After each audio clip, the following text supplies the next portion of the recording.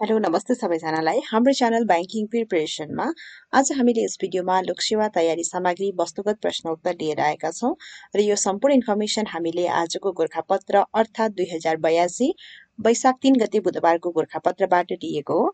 यस भिडियोमा महत्त्वपूर्ण current affairs र सामान्य ज्ञानहरू रहनेछन् भने यी प्रश्नहरू लोकसेवा तयारी अन्तर्गत दिइने सम्पूर्ण परीक्षाको लागि महत्त्वपूर्ण रहनेछ। ल त ढिलो नगरी आजका यी प्रश्नहरूको बारेमा छलफल। आजको पहिलो प्रश्न नम्बर 1 फोर्ब्सद्वारा सन् 2025 मा प्रकाशित विश्वका अरबपतिहरूको सूची अनुसार पहिलो स्थानमा पर्न सफल धनाढ्यको हुन् एलन मस्क।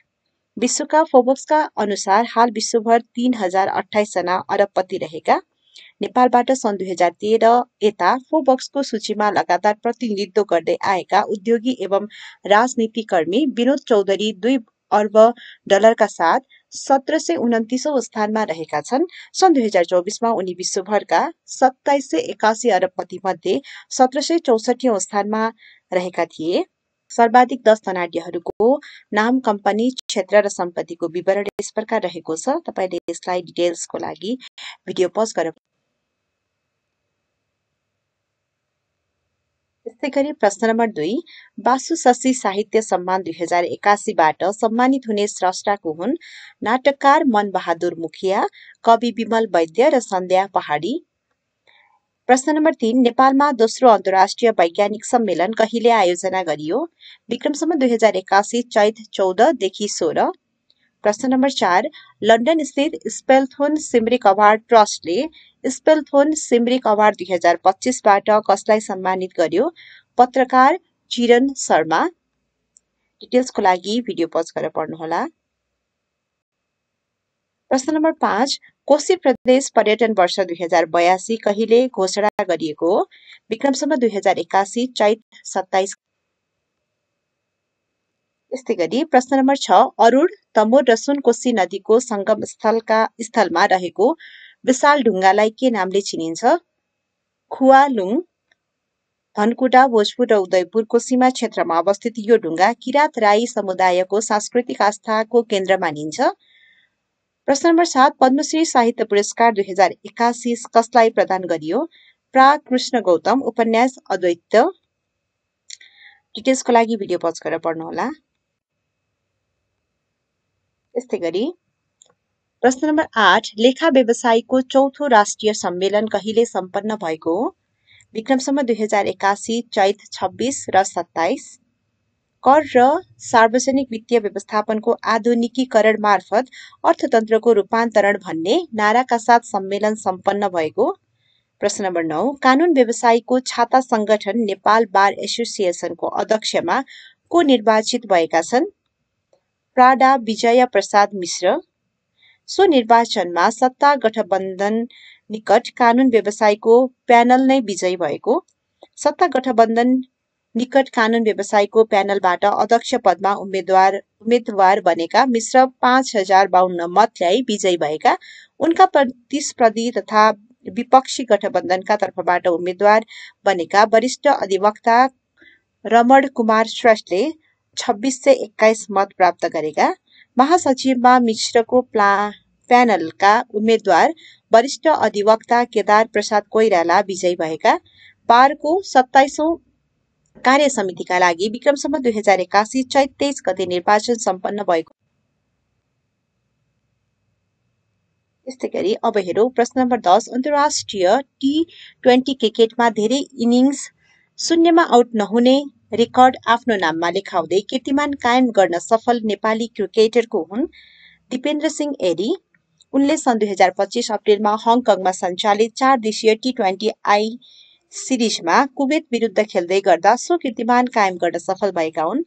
अन्तर्राष्ट्रिय T20 क्रिकेटमा धेरै इनिङ्स शून्यमा आउट नहुने वेस्ट इन्डिजका मार्लोन सामुएल्सको रेकर्ड एरीले तोडेका छन्। एरीको नाममा T20 आईमा 6 बलमा 6 प्रहार गर्ने रेकर्ड पनि रहेको छ। त्यस्तै उनको नाममा अर्को दुर्लभ विश्व कीर्तिमान पनि रहेको छ। उनले सन् 2023 मा चीनको हाङझ्याउमा भएको 19औं एसियन खेलकुद अन्तर्गत क्रिकेट विधामा मंगोलिया विरुद्ध 9 बलमा 50 रन बनाएका थिए। प्रश्न नम्बर 11 नगरकोट क्षेत्रको संस्कृति, प्रकृति एवं इतिहासलाई प्रवर्धन गर्ने उद्देश्यका साथ नगरकोट भ्रमण वर्ष 2082 को सुरुवात कहिलेदेखि भएको हो? विक्रम सम्वत 2082 वैशाख 1 गतेबाट। नगरकोट भ्रमण वर्ष उद्घाटन 2082 विक्रम सम्वत 2082 वैशाख 1 को बाट राष्ट्रपति रामचन्द्र पौडेल। प्रश्न नम्बर 12 जुडशीतल पर्व कहिले मनाइन्छ? वैशाख 2 गते मनाइन्छ। तराई मधेसका जिल्ला तथा मिथिला अञ्चल क्षेत्रमा वैशाख 2 गते मनाइने यस पर्वमा मिथिलावासीले एक अर्कालाई हिलो र पानी छ्याप्ने लगाउने गर्दछन्। यसअघि परिवारका श्रेष्ठजनबाट बिहानै टाउकोमा पानी थापेर आशीर्वाद लिने चलन छ। शरीरमा हिलो पानी छ्याप्नाले स्वास्थ्य लाभ हुने र छाला सम्बन्धी रोग नलाग्ने विश्वास रहेको छ। शीतलताको प्रतीकका रूपमा यो पर्व मनाउने गरिन्छ। राष्ट्र परराष्ट्र नामक कृतिका सर्जकको हुन् डाक्टर भेष बहादुर थापा। जोगीयाना नामक कृतिका लेखक कुमार नगरकोटी हुन् भने कर्मणा नामक कृतिका लेखकको हुन् झमक कुमारी घिमिरे। हालै लागू औषध मुक्त घोषणा गरिएको स्थानीय तह कुन हो? नाम्खा गाउँपालिका हुम्ला। देशकै ठूलो गाउँपालिका लागू औषध मुक्त स्थानीय तह घोषित भएको छ। लागू औषध प्रयोग गर्नेहरू फेला नपरेको र आगामी दिनमा यसको प्रयोग गर्ने वातावरण नबनोस् भन्ने उद्देश्यका साथ 2081 चैत 27 का दिन लागू औषध मुक्त पालिकाको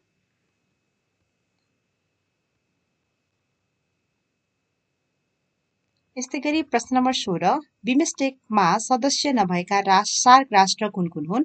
बिमस्टेकमा सदस्य नभएका सार्क राष्ट्रहरू अफगानिस्तान, पाकिस्तान र मालदिप्स हुन्। सार्क सदस्य नभएका बिमस्टेक राष्ट्र भने थाइल्याण्ड र म्यानमार हुन्।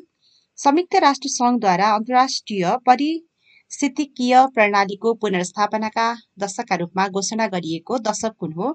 2021 देखि 2030 सन् 2021 देखि सन् 2030। WWF को आदर्श वाक्य के हो? For nature, for people, for ever. प्रश्न नम्बर 19 बाल साहित्यको महत्व उजागर तथा पठन संस्कृति प्रवर्धन गर्ने उद्देश्य सहित राजधानी काठमाडौँमा प्रथम अन्तर्राष्ट्रिय बाल साहित्य सम्मेलन कहिले सम्पन्न भयो? विक्रम सम्वत 2081 असोज 4 र 5 गते। डिटेल्सको लागि भिडियो पज गर्नु। प्रश्न नम्बर 20 सरकारले याक दिवसका रूपमा मनाउन तय गरेको दिन कुन हो? वैशाख 7 गते।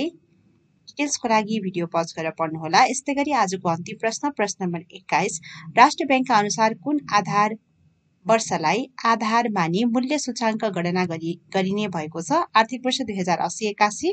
हालसम्म आर्थिक वर्ष 2071-72 अनुसार मूल्य सूचाङ्क गणना हुँदै आएको। चालु आर्थिक वर्ष 2081-82 को साउनदेखि नै नयाँ आधार वर्ष अनुसार उपभोक्ता मूल्य सूचाङ्क गणना गरिने राष्ट्र ब्याङ्कले जनाएको छ। राष्ट्र ब्याङ्कका अनुसार आर्थिक वर्ष अनुसार अब 525 वस्तु तथा सेवाका आधारमा मूल्य सूचाङ्क गणना गरिनेछ। हालसम्म 496 वटा वस्तु तथा सेवाका आधारमा मूल्य सूचाङ्क गणना गरिन्थ्यो। केही विलय भएका वस्तु तथा सेवालाई हटाएर थप भएका वस्तु तथा सेवा यसमा जोडिएको। अब 77 जिल्लाबाट मूल्य सूचाङ्कको नमुना सङ्कलन गरिनेछ। हालसम्म 50 जिल्लाबाट मात्रै मूल्य सूचाङ्कको नमुना सङ्कलन गरिएको छ। हवस् त आजको भिडियोमा यति नै। आशा छ तपाईलाई यो भिडियो युजफुल रहनेछ र अन्य जानकारीको लागि च्यानललाई भिजिट गर्नुहोला। Thank you for watching us.